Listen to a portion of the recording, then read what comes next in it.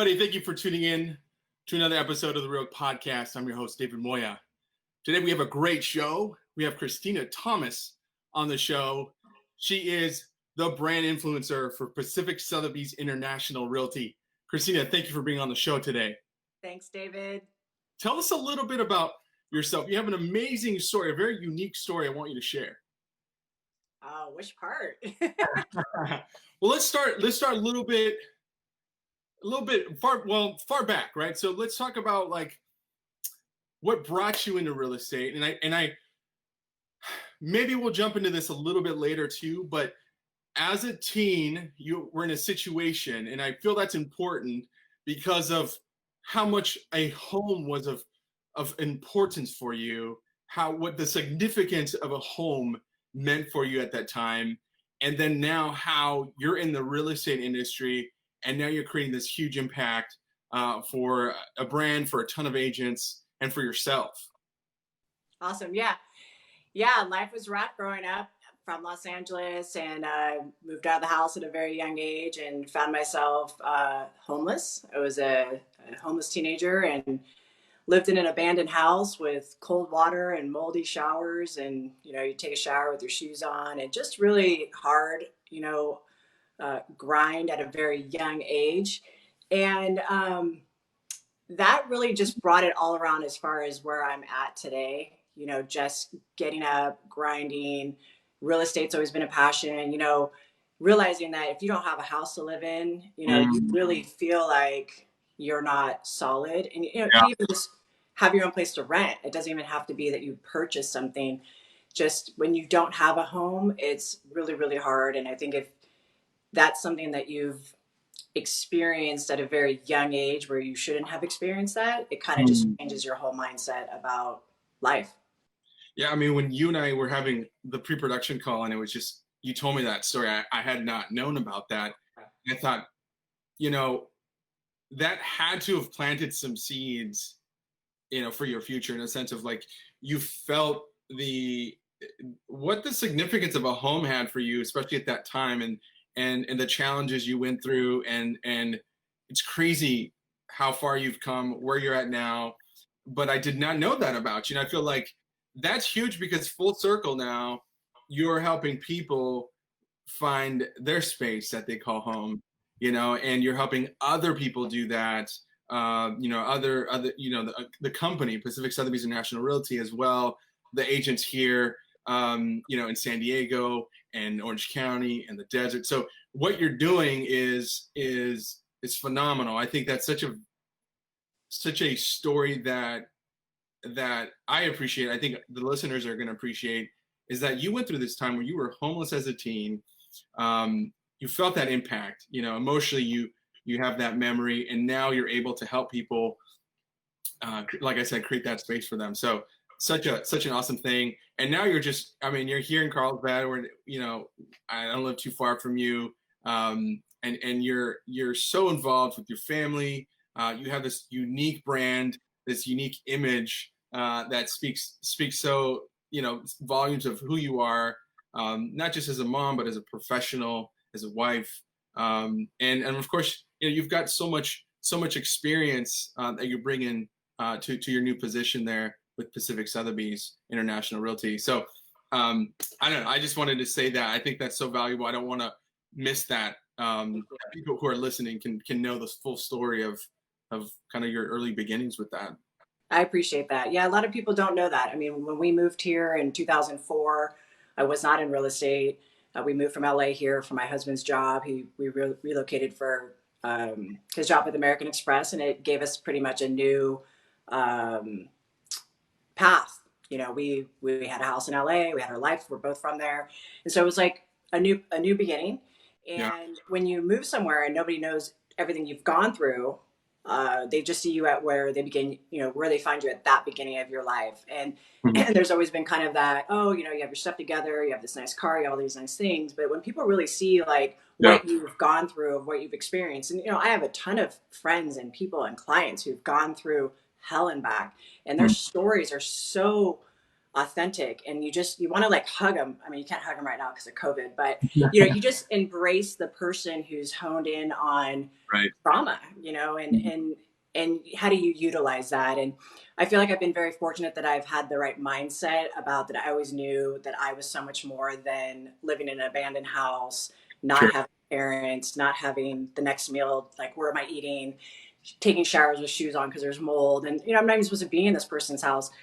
That takes a certain mindset to know that that's not your end game, right? You're striving for more. And so when we got here in 2004, I actually got into real estate. I originally actually was working for Lexus. I used to sell cars. So, selling a car after 8-hour shift is a lot harder than selling real estate because people are Right. so excited to have their own home. I mean, cars are great. Lexus is a great brand. It's usually the third, fourth, fifth car in a family. It's not usually the first or second choice because they are expensive. But being able to sell people on the floor and hey, you want this color and that, transitioning into real estate, it was just very natural. And yes, I've been in real estate since '04. I did mortgage loans at the same time. And then I got my broker's license in '08. So I like to be called a broker, not a realtor, because Yeah. I put my time in for the education, and that was very powerful for me. And real estate's home. I mean, I love talking to people. Right. I love, and I appreciate all the nice words that you say about me. I definitely try to have my own style. A little bit of LA and the San Diego land, but that just gotta wear my hats. I was gonna wear a hat for you today, but we're gonna keep that one under wraps. So the picture we've been circulating around in the marketing for today has you wearing a hat, and I think it's like so iconic, just that photo. But yeah, I mean, I think your position there with Pacific Sotheby's and National Realty is like it fits so well for you. I feel like you've created such a unique personal brand, right, and a business brand, and now you're in a place where you can help others. So let's talk a little bit about that, right? So the change for you, like, so what for those who are listening and watching, like, they might not know what this means. What is, when I first saw the title, I thought, wow, okay, brand influencer, like this definitely has some power behind it. There's significance behind it. There's a lot of like fun behind it. I feel like you can do a lot of cool, fun things, right, with it. So talk to me about this new position and what that entails for you. Sure. Basically got an opportunity to change the way that we're doing business, the way that we are showing up for each other at a level of culture first. And when I was asked about creating this position, there was a lot of back and forth and questions. And really, it's really a position to help support the company and the leadership of building it from the ground up with the type of agents that we want. We're not here to have everyone come back to the table and eat dinner with us. We're really honing in on the right agent that fits the brand, who fits the family unit, that fits the culture, that does business the right way, ethical. Those are really big things that come back full circle. If you do something wrong in a transaction, that follows you forever in this business. And so for me to have the ability to meet with people and kind of sort out and help leadership and help our amazing owner Brian, I'm team Brian. Whatever I can do to help create what we've all needed for a very long time, then this is my wheelhouse. I mean, I love talking to people. I love the brand. I've been with the brand 8 years. It is the best. We are really global. We are having reaches of things that other people can't. Our marketing, I mean, the videos you do, like, we have so many amazing things about the brand. Yes. That it sells itself, but it comes back to somebody that is influencing the brand, influencing the culture, making the change at ground level, right? A lot of these people that I'm seeking out to come back or who haven't been with us yet, they've been in the business with me. I've been doing this 17 years. Right. I know them. We're friends. They know that if I have my name on something, then we're serious about something, and that speaks volume. So I'm stoked. People call me, what's the brand influencer? I don't really understand it. It's a nice way of saying recruiter. I'm going to call you soon, and we're going to have you come on over if I call you. That kind of and I don't take no very easily, and I'm very persistent, and I will call you 100 times for 5 years if I can get you over. So Recruiters old, you know, it's not, nobody wants to be recruited. No, I mean, Right. unless you're an NFL player, you want to be recruited, like Right. Mahomes, you know, make 500, no big deal. No biggie. Yeah. So I just, and then brand, you know, we try to play all these title names. Influence is such a big buzzword in today's culture, Right. Right. Right. online and social, uh, that it's a conversation piece. So Yeah. it's been really great with the conversation piece. Yeah. So Nice. I'm stoked. It fits though because you're helping continue the brand, part of the brand that you want to continue, and then reinvigorate the brand in a way that you're adding to it through the people that you bring in. This, you know, you're selecting specific people to help, you know, create more of that brand that you're looking for, create that culture, that you know, that energy, that space where now if you have all the agents that are with PSIR, they're now going to create this culture that's going to just continue to permeate through the whole entire like company, right? So in a lot of ways, you're not just a recruiter because you're, you know, you're bringing in these people and you're saying, yes, you know, we want you because of X, Y, and Z. You fit the, you know, you're the perfect type of agent we want. But as you start to build, this creates, these are little building blocks that create just this massive energy of agents moving in the same direction, which is powerful. So the brand, yeah, you're influencing the brand because you're, you know, adding all these key pieces. And by you calling and talking to people, people are getting to know about the brand, the new things, the things that stay with the brand because they've been tried and true, the history, you know. So I think that's such a cool, that's a cool title. Well, I've even taken it a little bit further. I feel like it morphs into more. So even with the people that I bring over, I'm not just letting go. You know, when we say we're going to do something and we provide a platform to come back, let's say, um, I'm making sure that they're feeling seen, they're being heard. Any hurdles that they might have, you know, I'm Yeah. going to take them in like my own children. Not that they're children, but just kind of the mother hen of Yeah. making sure that they feel the way they should feel, the way I feel Sure. about the brand, the way I feel about the company today, the way I feel about the leadership. I want them to have that same exact feeling because I feel like if you become part of something so big, you exuberate the energy Mm-hmm. that becomes, well, how come we're not with something like that? Well, I want to be a part of that. I want to feel like that. And so it takes a couple at a time. And that's why we're not trying to have masses. You know, we want to pick the right people who we feel align with what our beliefs and cultures and values are. And I'm honestly honored that I get to be the person that is kind of the gatekeeper to that. Mm-hmm. And I got it, you know, I there's a lot of people on my list. Yeah. I haven't gotten a call yet, but they know who they are, you know. And Nice. so this is a slow, you know, we're going to take our time and we're going to do it right, and we're going to ramp up really, really big. And the leadership has done unbelievable changes that I just, it's going to be, I mean, I Amazing. can't even put words on it because it's so exciting. Yeah. Brian, Wendy, Ryan, like Valerie's our broker. Like this is, it's unbelievable the changes that have been able to happen so far in such a quick time. I mean, I commend them for being so resilient. And so yeah, I'm here to hunker down and let's let's influence the brand. Yes. Yes. And I think what the whole conversation is, it's wrapped around this idea that culture, company culture and company brand help make agents successful, or can make, help agents make, you know, become successful or continue to be successful and then grow, right? So Right. for you, like what have you seen? Like how is that, like on a personal level, you've seen success because you've been with the right brand, with the right culture, for which I think is the origin of like of your excitement for this new role, because it was very um, real for you. You've experienced that. Now you feel like, hey, why wouldn't somebody else want to be a part of this success? So how is culture and brand, you know, how does it lead, or how can it lead to agent success in your opinion? Sure. So just to be clear on culture, right? Culture is something you feel.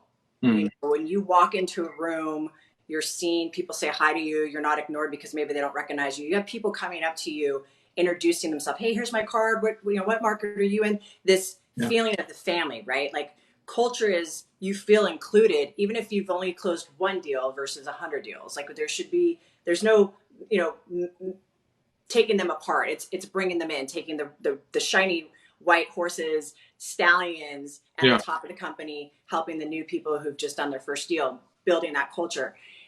So that's our first part of that you asked. The other part is the brand, right? The brand piece is you can't compare our marketing and our global reach with really a click of a button to any other company. Mm. Everybody talks about that they're global or international, but nobody can roll it out like we can. Mm. And if you know the tools and you have that support in the company, that culture and that follow through and that feeling of like, wow, this is amazing. All of a sudden, collectively, you're using the best brand with all of the tools and all the shiny fun stuff. And then you feel so great that you now become happy. Mm-hmm. Okay? When you're happy and you're excited to show up for your work, more business comes. Mm. Okay? In real estate, it's all about how you feel. Okay? Right. If you're transparent and you're authentic and you're showing up and you're excited to be there, your energy is spilled out to everybody else that's there at that showing, on the call, whatever it is. But if you're having a bad day, which we all do, then maybe that's the day that you don't really feel like you have that great energy of business. But the goal is with the brand, with the support, you're kind of always feeling that, even if you have a downtime, because we all have transactions that make you want to pull your hair out. Sure. They are very awful. But if you can call somebody in the company and say, I'm having the worst day on this deal, Sure. and someone else can like hash it out with you and you can get over it and get over the mental stumps of like, is it me? Why did this happen? I hate this business. I want to do the business. Like you have this, like, because it happens. So like If a you roller have coaster. somebody, yeah, if you have people that you feel like you can be true about that, which Right. is what we're building, then you're going to continue to build success because you have to have a soft place to land. You have to have a place that doesn't judge you because you're having a hard escrow. You know, that you got to be able to have someone to call, and it can't just always be your spouse or your brother or your mom or your dad or your dog. You need someone in the company to validate. I've been there too. How can I help you get there? I see you. Yes. And so the brand and the culture is what's going to create people to do more success because they're going to have the support that I don't think we've ever seen yet. You know, this is something that we're taking very seriously, and I wouldn't put my name on something if I didn't believe that we're going to be doing it. We're already doing it. Mm-hmm. We're going to do it at a level that's going to blow everybody's socks off. I would never put my name on anything unless I 110% believed in it. Now, what's most exciting for you? You know, with this new role, like I'm sure there's a bunch of things. I honestly feel like you love everything about it, but like let's like find maybe your top three that you know that you're like, hey, this is gonna be amazing. This is gonna be fun because of. Yeah. Sure. I want to say the first thing that comes to mind is I get to help other people be successful. Mm-hmm. You know, I've always been kind of on my own. I do commercial, I do residential, I do Pop Warner. I'm kind of all over the place, but I've always been successful and I've created my own lane. Using all the tools and having the experience I have and being able to like give back to the greater whole, like I want to have other people really successful. I'd love to see the new and up and coming agents blow the socks off of everyone. And I think I've said blow your socks off twice, and that's really, really bad. But anyways, I need to come up with new material. If you could just build people and like be a part of, you know, they get a listing or, oh my gosh, your information helped me on this deal or that just feels so much better. You know, one of the jokes is I ran Carlsbad Pop Warner for the last 2 years. I'm sure many people know because I posted football all the time. But I was the president. I was also the other 17 jobs for the most part, you know, coaches rep, equipment manager, ordering jerseys, you name it. And when I resigned, I realized I had a lot of free time on my hands. But what I also realized is that I absolutely loved creating something and bringing back Carlsbad Pop Warner and having championships, and our numbers were better. Then after 5 years, there were so many gains. I realized I really had this knack of building something up. And so this job, it's not even a job. This new role is really about creating that, making it bigger than ever. You know, my goal for the company is to be the #1 affiliate in the world. There's no reason why we're not, right? We have the best real estate in Southern California. And so, yeah, I mean, I'm excited about every part of it. It's just, it's hard to put words on it just because it feels so good to be the one that was asked, right? It was so good that I was seen that I am different about the brand and I love the brand and I'm passionate about the brand and I'm not coming off of a big team. I'm myself. And so that speaks volume to a lot of other people that are, you know, trying to figure out their own ways. You know, the support is super key. It's you feel like that's what's really going to help a lot of agents as well with the brand, understanding the tools they have, understanding, you know, what's available to them. We have great marketing people. We have everybody in every one of those areas to help agents. It's just helping the agents make the call to them and get connected without feeling like, oh, I could do it all by myself. Well, you can't. Most of us can't. You need somebody to be like, call David. He'll do your video and let you pick your own music, which is, you know, a big thing for me. And, you know, just helping people with tools. Right.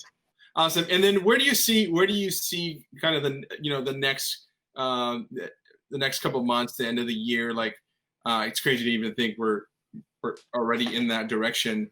But like, where do you see that? Where do you see all this taking you, the company, or where would you like to be? How does, looking into the future, what does your ideal week look like? You know, what's paint me that picture. Oh man, there's a lot of questions in one. I threw a lot at you, so you can pick one you like. You know, we never know where real estate's going, right? Sure. Today the market's crazy if you have the right product. You know, in product I mean house view, size, current, new, updated.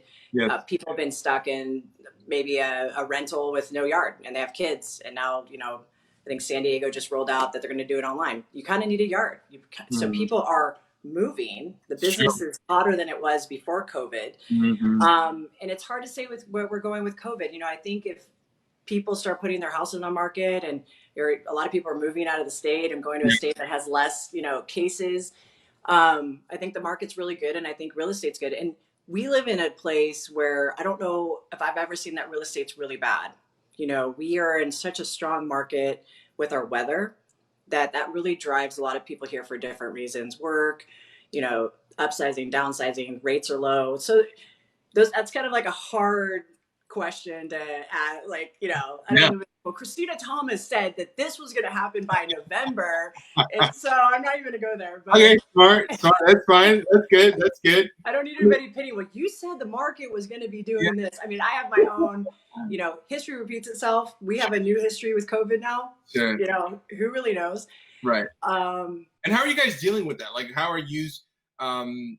have you seen the new take on like how you're doing real estate? Because it's like I hear everybody, nothing in terms of the market, it's hot. People are buying, people are selling. So, you know, it's just almost like there's not enough homes for the amount of demand that we have right now. So how are we dealing with that? Like, how are you guys, you know, how, even on a personal level, because you're still a producing, you know, broker. So, you know, what are your thoughts on that? Like, how are you navigating this uncharted territory? Sure. Thank you by labeling broker instead of realtor. I appreciate it. I'm listening. Thank you. Business as usual. Yeah. You know, the only difference is the amount of safety that goes into preparing for showings. You know, there's 10-page form called PED, which is, you know, it has to be done the day of. So every time you know, if you have an escrow and you got to go in with the inspector or the appraiser, like you're having to do a new form every single time you step foot in a property. And then you have your mask, you have your gloves, and you have your wipe down, and you're like, don't touch this and don't touch that. And so there's a lot of different safety. And then your glasses are steaming up because you have the mask on and you're trying to talk. And it's the buyer pool and the seller pool is very serious because anybody that wants to put their house on the market in this environment, have strangers come in, even with the form. That's very true. Wants to sell. Any buyers in this are very serious because they're also having to go through the ringer of hoops. I mean, the amount of effort to go to one showing is a lot. And so when people are committed to that, then you know you're dealing with the right people in the market. And so my business is, I'm packed with business. I think it's just constantly, there's stuff coming up, working on a bunch of new listings and stuff. And it's because those clients have the houses that we need. So of course I know about the houses, and I'm like, hey, this is a good time. Yeah. And so sometimes you can only cap out at some parts of these markets. You know, you want to take advantage and pull money out if you're never moving. You know, Right. if you want to move again, this is the time. If you're living there forever, then people won't sell. And so I think we're in a great market. One of the biggest things that this current situation is doing is really weeding out the people who are serious from the people who are not. And a lot of times I feel like agents have to deal with those people that are kind of just like, you know, not really wanting to get too serious, but they want to see what's out there. Yeah. Well, and granted, you also have to be kind of priced right too, right? We have seen astronomical numbers in even the community I live in Carlsbad. People are overpaying for houses that are completely like 2006 Tommy Bahama, you know, the Tuscan and all that look is out. Right. People are overpaying because of the view and the pool and the space. Sure. And so it just shows you, and cash, by the way, and that's in multiple places, that it's just a very unique time where people are tired of what their current home looks like. Right. And those are some fantastic houses. And so if sellers are really serious and they're downsizing or moving out, it's a great time. But we don't have enough inventory for the buyers. Let's talk a little bit about your success. You've done phenomenal in terms of your own production. Like what do you attribute that to? Probably the fear of ever going back to where I was as a teenager. So I get up and I never ever want to have my children or myself. My husband is a hard worker as well. There's just just never going to happen. Right. So I show up every day. I make sure that I'm accountable to myself first. Sure. And that trickles down to providing, you know, a home for my kids. And so I'm pretty sure if I didn't have kids, I'd be for my dogs. I don't know, you know, so it's just, I just have a natural grind. I'm not a quitter. Sure. I just get up and go, whatever it takes. People who know you can see that you're very transparent with that part of your life. I mean, you do it for them, you do it for your family, you know, and you really do it for the families that you help as well. So it's really cool to watch. Do you feel like how's that? I mean, because we talked offline about, you know, family and how you're teaching your kids your work ethic, your belief system through being an example, right? Right. So tell me a little bit about that. Like how do you balance life and work, and then just showing up for your kids, showing up for your clients? It's a juggling act. I mean, some people say I make it look easy. I think I just make it a priority. And so when you make things priority, you know, for a long time, my health and my working out and things was taking the back burner, and it showed.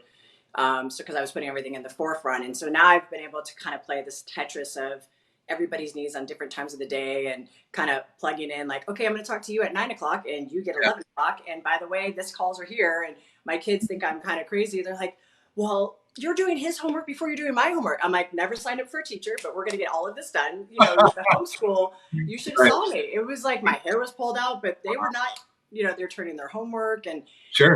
I'm a master planner. I can do 20 things at once effectively. I don't know if it was the things I experienced growing up at an early age, but I am able to hit major things all at once and remember everything and calendar and this and that. And so it's kind of a gift a little bit, but I've definitely fine-tuned it. But yeah, you know, my kids need to realize that it's not handed to them. You know, we always laugh that Carlsbad's so nice and shiny and pretty. And we grew up with no trees that were alive and dead grass and sidewalks that had, you know, crazy cracks that if you're skating, you have to jump over them so you don't eat it. Oh my God. So they have it nice here, you know, but they're good kids. They still know that they got to put in time, even though it's a insert eye roll for the teenager. Can I do it later? They're great at negotiating. I mean, you want to talk about negotiators. Whoo, man. My husband's in sales. We're both we are so screwed. Yes. The negotiating is off the chain between the two of them. Yes. Oh my God. Yes. It's cool because I do see your kids I don't even know if I've ever officially met them, but parks and bike rides. It's cool to, and I know your kids. I'm like, those are Christina's kids. Yeah. They know that. I'm like, you guys have like a big sign on your head rolling down. Like those are CT's kids. Yeah. I always tell the people. Right? You better know people are watching you. Yeah, they get told that all the time. You make poor choices. Someone's texting me. Yeah. That's awesome. Poor guys. Yeah. They're doing great. You're doing great. I want to wrap it up. I know you got several appointments you got to get on and calls and all that. But what advice would you give an agent, whether they're seasoned or new right now through COVID, going into the last half of the year? What would you say? What kind of advice would you give them? I mean, I give advice anytime to just be authentic. One of the things I see a lot in real estate is greed. People put their morals to the side because of the dollar amount that they're getting or a deal that might be closing. And being authentic and being truthful, that has a much longer path in this game. And your name is everything, right? You want people to work with you if you get a deal, a listing. You want someone to return your phone call because they know that you do good business. Yeah. And so for the new agents who aren't tainted by, the politics of different agents and stuff like that, just showing up and being authentic and being ethical about, it's not always about the dollar. It's always about full circle, right? Your karma, your business. Unless you're doing it for part-time. I don't recommend part-time in real estate because you can't keep up with it. But if this is really a career, you got to start off, and I'm not going to use the other analogy I did because I already did those twice. But basically, if you are going to start your career, start it on it like correctly. And it's hard. There's things that come up, but you hear stories and you're like, how does someone do that? Like, I don't understand. If you just keep staying in your lane and just keep doing it for yourself and creating your own path and doing your own business and doing it right, it's a long game. Like you gotta just keep doing it the right way, because we get kind of tainted by some people who don't do it the right way, and it gives us a bad name, And so I would just say, being authentic, when you show up, be yourself. Yes. Not everyone has to wear a suit.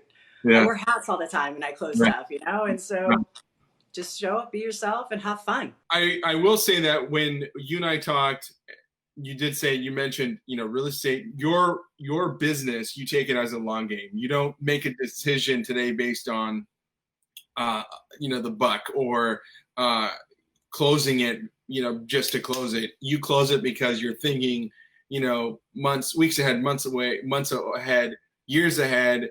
And I've actually seen this, where you have maneuvered through some challenging times, and you made decisions based off of like, no, like I'm thinking ahead, even simple things that I know when we were working together, it's like, it's a project, it's a video project, but what's the long game? How am I going to influence the future with what I do today? So I think a lot of times anybody, right? Even myself as a business owner, I can look at what today looks like. And if I can put out fires today, great. But if that's going to jeopardize my future because I'm not making good decisions based on long-term game, then that's not very strategic or wise.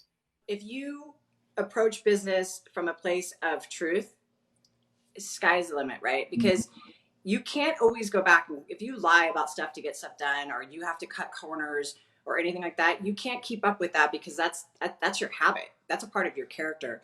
And so for me, it's always been about doing the right thing, even if it means I didn't win it. I'd much rather have my name stellar than a dollar amount, because I always know that I can make $1 somewhere else.